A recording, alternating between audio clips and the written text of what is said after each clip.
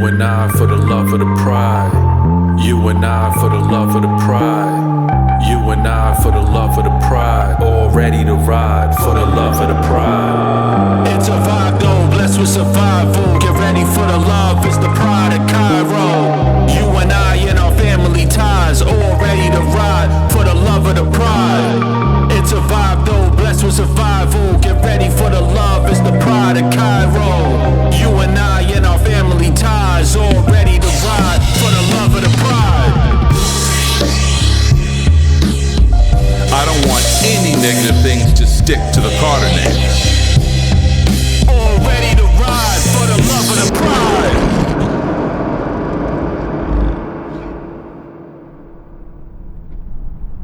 Now look, George, we've been down this road. No, it wasn't the Grammys or the BET Awards. But still, it was an award ceremony honoring some of the major players in Atlanta, and I always support my hometown. I was due to receive a few awards tonight, and it just sucked that Kingston was not going to be by my side when I received them. He was always there with me to walk the red carpet. We were a power couple, and for the past month, I haven't heard a word from him. Usually when we break up, he blows up my phone within a few days and doesn't stop until I pick up. This man hasn't even called me once since he told me it was over.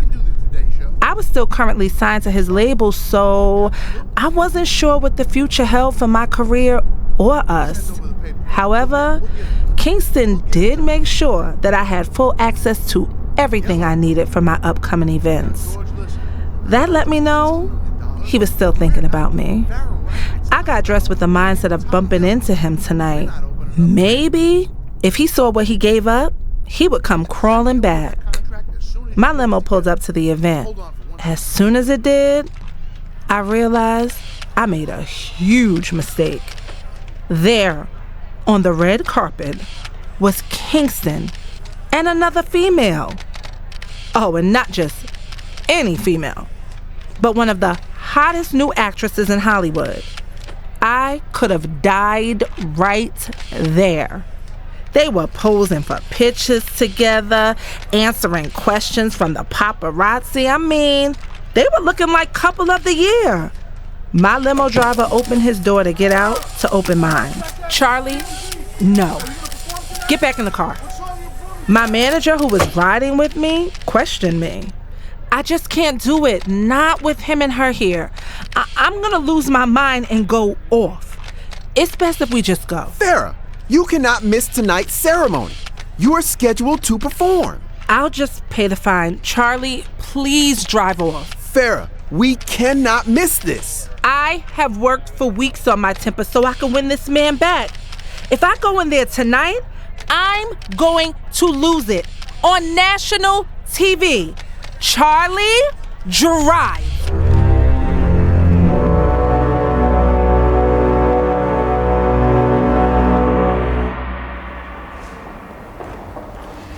After just winning a case for a client of mine's in court, I was feeling pretty good.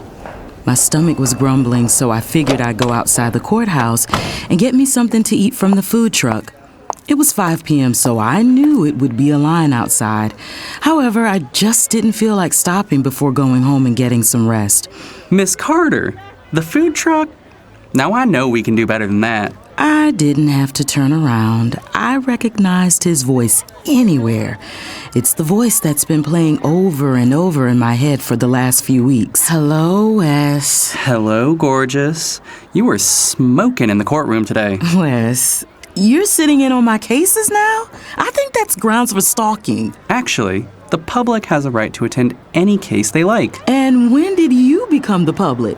When the only way to see you again was to sit in on one of your cases. Damn it, he did it again. Made me blush. I hated that he could do that to me. I think you owe me a do-over.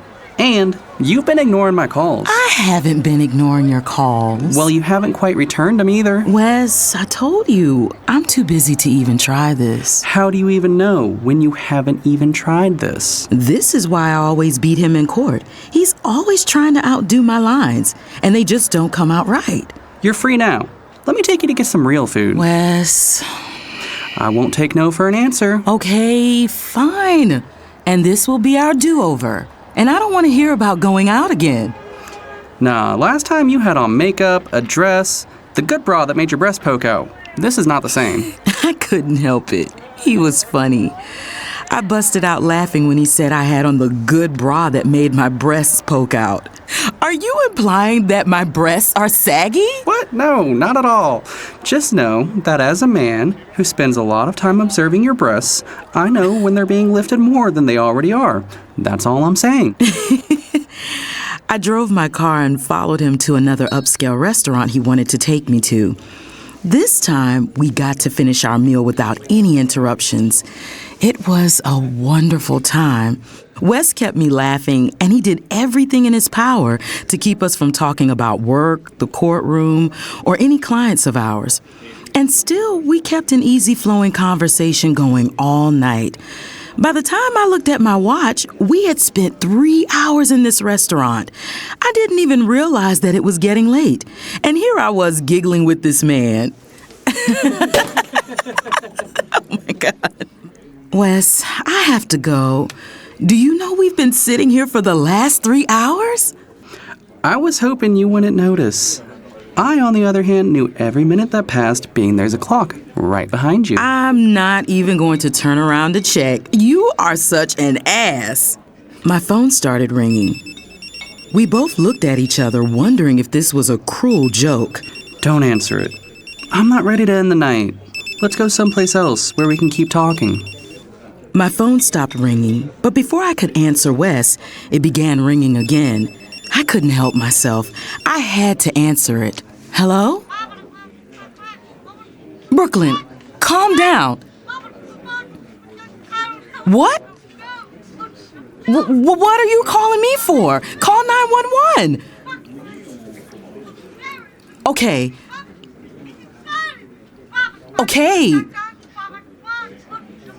Calm down. You're going to have to call 911 and then call Neffy. In disbelief, I hung up my phone. You look like you just saw a ghost. Let me guess. You have to go? I don't know what to do. Farrah just overdosed.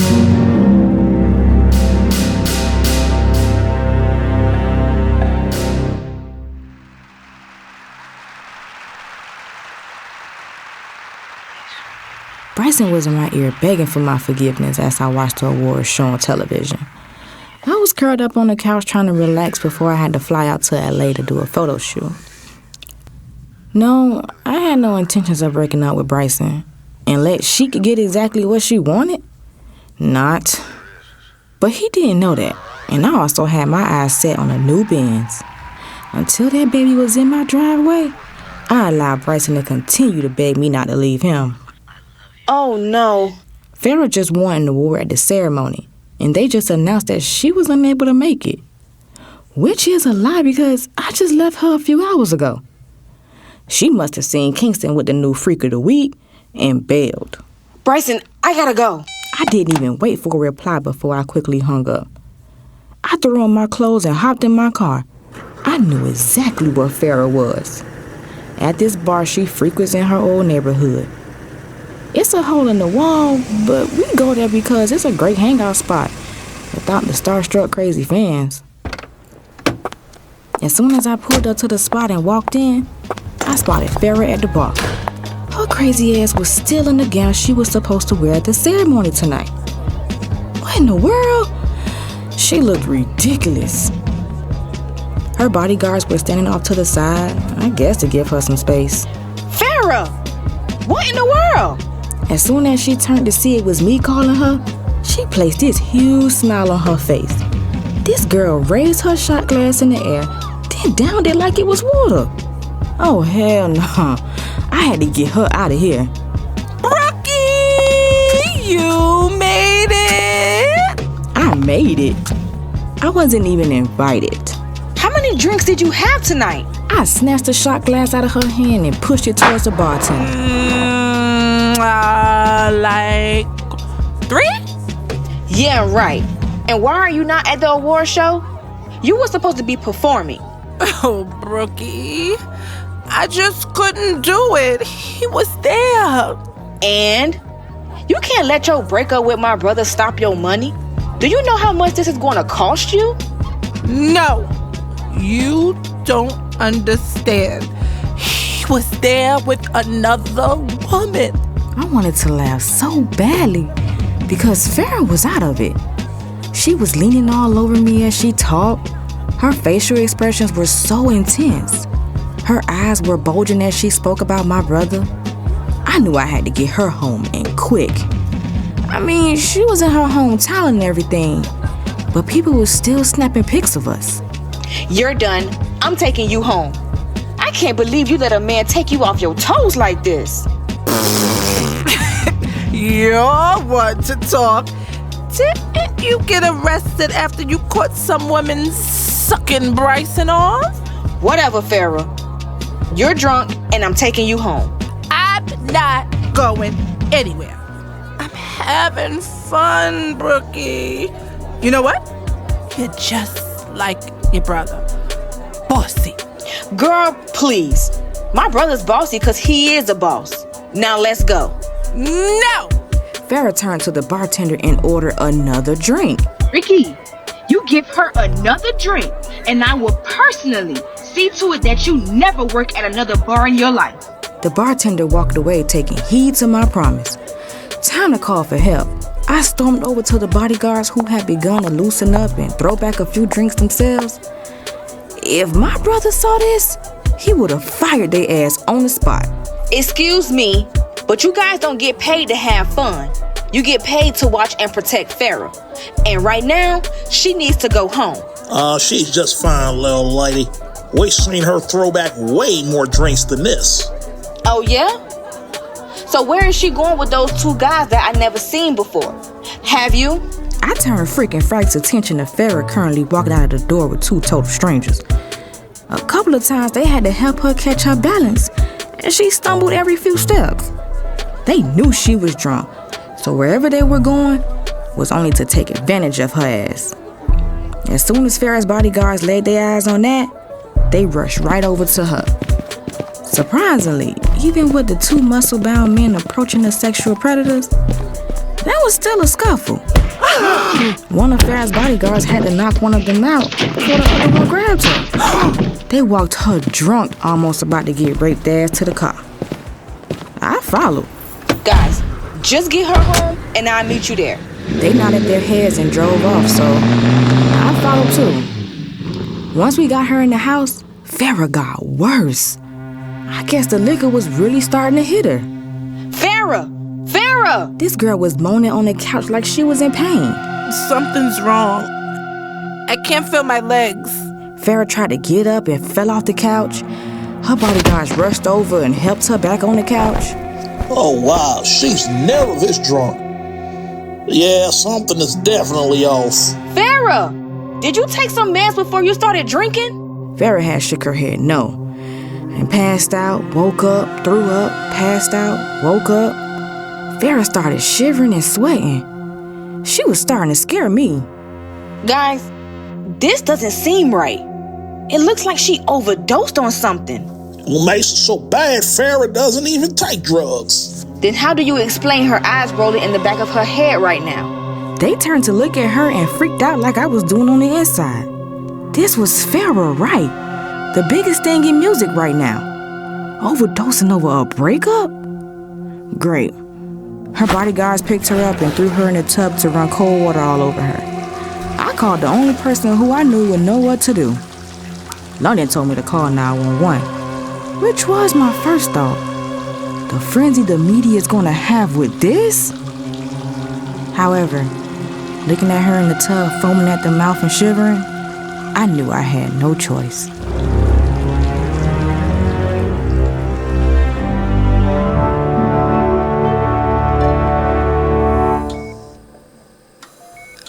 My eyes slowly opened. I heard a beeping noise as I tried to focus my sight. This wasn't my home, so I was getting scared trying to figure out where I was. My arms were strapped to a hospital bed, and I was in a hospital gown. What the hell was going on? Just clear my schedule for the rest of the week. Yeah, clear hers too. Nah, yeah, she's okay. Doctor says she'll be fine. Just waiting on her test results now. Kingston walked in talking on his phone. I'm not gonna lie. Seeing him here calmed me down and made me extremely giddy at the same time. Damn, I love this man. Hey, Cece, let me call you back. She's awake. Kingston ended his phone call and rushed to my bedside. What happened? I need you to tell me, sweetie. I mean, you scared the crap out of me, girl. Kingston untied my arms, taking my hand into his. He leaned over, waiting for me to talk. The look in his eyes told me he was really worried and anxious to know what happened, but I couldn't tell him. The last thing I remember was sitting at the bar throwing back some drinks, but I don't think I drank that much to land me in the hospital. Do you even remember? I shook my head no. Brooklyn says she found you at the bar drinking. Did you take anything else? Are you asking me if I'm doing drugs? Farrah, you overdosed on something. The doctor said this was far from alcohol poisoning. What happened? I don't know. Who was with you? I don't remember. What did you take? Kingston, I didn't take anything. I didn't appreciate what he was implying. Everybody knows I can drink with the best of them, but taking drugs has never been my thing. Kingston let go of my hand, stormed over to the TV, and turned on the news. There on the TV was a press conference held in my name. The subtitle on the TV read, Farrah writes drug problem leads to overdose. Neffy was at the press conference answering questions on the incident. At this time, we are unclear of the facts that led to this incident. What I do know is Miss Wright does not have a drug problem. The police are involved as they suspect foul play. Yo, is that what happened? Do you think you were drugged? I shrugged my shoulders because I really didn't know. We both tuned back into the press conference. At this time, the family of Miss Wright just asked for some privacy to allow Farrah some time to recover. She knows she owes her fans some answers, and they will know as soon as we find out all the facts. The media then bombarded her with more questions, but Neffy walked off and the station went to commercial. I hadn't even hired her yet, and she defended me better than my publicist would have. Neffy was definitely hired. Okay, babe. We'll worry about all this later. I'm just glad that you're okay. And I just want my baby to get better. His words made me cry. I really missed him and was so glad he was here with me, as him and his family have been my only real family for some time now. I thought I lost him when I saw him at that award ceremony with that actress. Kingston walked over to me and kissed me on my lips. Oh, come on, don't cry. I'm right here. We're going to get through this together. I'm not going anywhere. That made me cry even more. Come on with that, man. You know I hate tears. Cut all that out. But straight up, though, did you miss me? Like crazy. I missed you, too. I was about to ask him about the actress he took to the awards when the door opened. In walked Brooklyn, followed by Kyro, Asia, London, and Kane. They all crowded around me, giving me a load of love. Girl, you scared us. What happened? I've never seen Brooklyn so scared in my life. Brooklyn was sitting on the foot of my bed. I looked over at her and smiled. She was truly one of my best friends. Ma, I don't know. I just went to have some drinks and ended up here. Ask Brooklyn. I don't remember. I think she was drugged. 2 guys were trying to walk her out of there when she was clearly too drunk. What? Chill, bro. I was on it. I got her out of there quick. But it was like they was watching her or something. Of course they were watching her. She's Farrah, right? Yeah, but she was at the bar by herself. It wasn't like they were flirting with her or sitting next to her to put something in her drink. Something's off. Well, I'm just glad you were nowhere near the scene, Kingston. The family looked at Kyro in disgust that he actually said that out loud. Are you serious? Really, Dad? That's what you're glad at? Not the fact that the woman who has looked up to you as a father figure for the last 3 years is okay? Oh, stop being dramatic. Of course I'm glad Farrah's okay. Some things don't have to be said. Yeah, like that insensitive comment you just made. Has it ever crossed your mind, Dad, that if I were there, that this would have never taken place? Hey, we did not come here for this. We came to see about our sister. Farrah, how are you feeling? Thanks, sis. A little weak, but I'm okay. Well, I'm glad to hear that. I'll be downstairs. Kyro left my room. I knew he cared about us, but he had a funny way of showing it. Asia, can you go in and get your husband? Yo, what's wrong with that guy?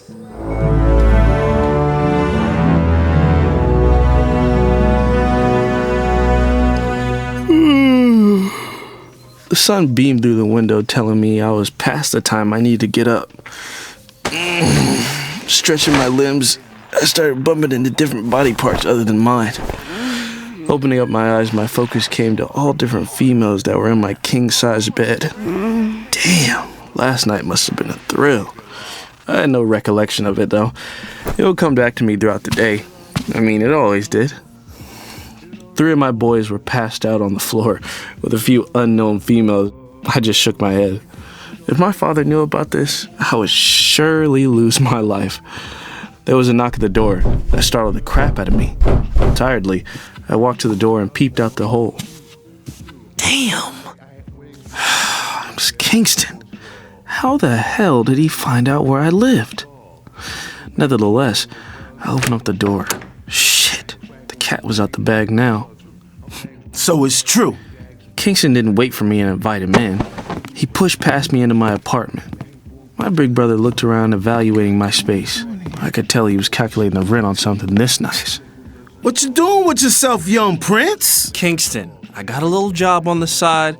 I was gonna tell you guys, but... Dad's gonna kill you. You subleased your dorm room? Nigga, your dorm room? What? That helps me pay the rent here. Really? Kingston took a seat on my plush leather couch and put his feet up on my cherry wood coffee table. He cracked a mischievous smile.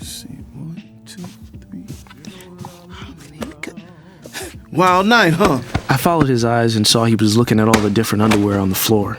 Quickly, I picked him up and walked him to my room. Shit, I forgot about all the bodies I had in there.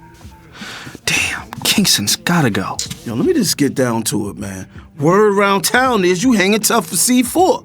Yeah, so? C4 is like family. Man, C4's my age. If you wanted to hang out with someone in their 30s, me and Kane are always available. What's wrong with hanging out with C4? You still mad at him from that arrest?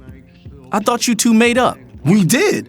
But that arrest is the reason why I don't want my little brother hanging out with some known drug dealer. Man, trouble always follows that guy, and I don't want you anywhere near when it grabs him. Kingston, if it's okay for you to hang out with him, then I don't see why you over here tripping. You guys have to stop treating me like a kid. I could tell this wasn't a social visit for my brother when he walked through the door. But the look at his face when I said what I said told me things were about to get ugly.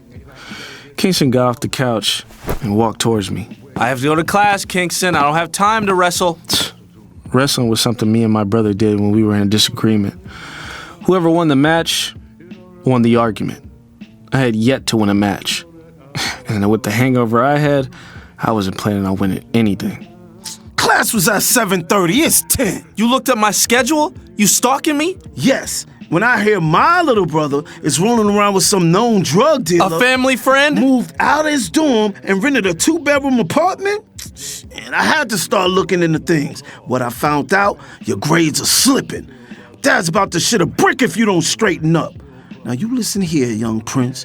You got 1 week to tell him that you moved out, or I'm telling him myself.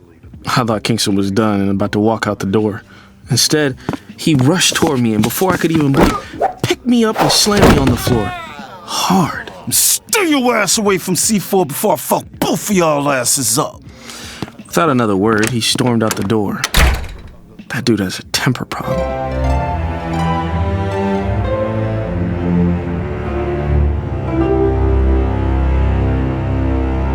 The Pride of Kyro was written by Ejanai Kamal, produced and directed by Ejanai Kamal and Hanif Wynn.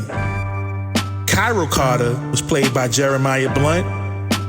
Asia Carter was played by Courtney Jones. Kane Carter was played by Hanif Wynn. London Carter was played by LaToya Ransom. Kingston Carter was played by Jocelyn Frazier. Brooklyn Carter was played by Raven Noble. Koran Carter was played by Zodu Mogs. Captain Sheba was played by Dwayne Bradshaw. Wes Hughes was played by Nick Meyer. Nefertiti Allen was played by Siv Jones. C4 was played by Dewan Williams. Farrah Wright was played by Taisha Shufa. Bryson Patterson was played by Zodu Mogs. Additional background vocals provided by Khalil Laporta and Christian Guillermo. For the Love of the Pride of Kyro was written by Joseph Buchanan. The Pride of Kyro was recorded at Patchwork Studios in Atlanta, Georgia. Sound design for The Pride of Kyro was done by Christian Guillermo. The Pride of Kyro was mixed and mastered by Christian Guillermo from a Shiesty Major. Promotional visuals was provided by Fame of Plan B Marketing. Additional vocals provided by Luther Banks. The Pride of Kyro is streamed on all podcast platforms. Please subscribe and leave us a review. Follow us on all social media at The Pride of Kyro. Follow us on Patreon to receive all exclusive content and early bird access to new episodes. We appreciate all y'all support. Catch us on the next episode. Peace.